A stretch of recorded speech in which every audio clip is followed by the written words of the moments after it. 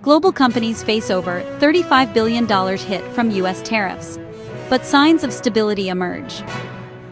In a striking reminder of how geopolitics can reshape global trade, leading companies across the world have taken a collective hit of more than $35 billion from the U.S. tariffs imposed under President Donald Trump's administration.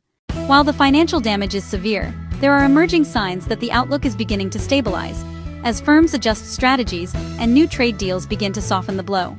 Automakers, among the hardest hit. The automotive industry has been at the forefront of these losses. Toyota Motor Corporation alone reported an estimated $9.5 billion in tariff-related costs, the largest for any single company.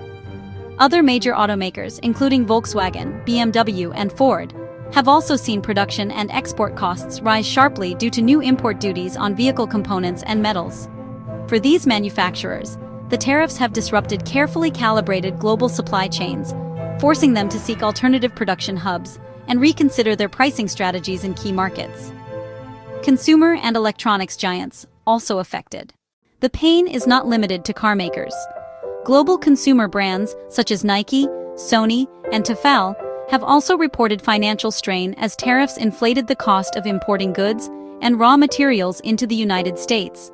These companies have had to choose between absorbing the costs or passing them on to consumers, a move that risks shrinking their U.S. market share. Trade deals offer partial relief. Despite the widespread disruption, there is a sense of cautious optimism. Recent trade negotiations between the United States and Japan, as well as the European Union, have provided partial relief for some industries.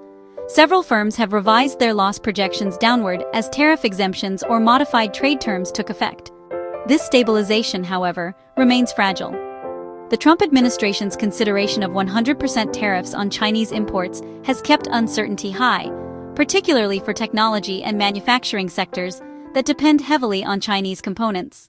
The broader economic picture experts note that while global trade flows are adapting, the deeper impact lies in the long-term restructuring of supply chains.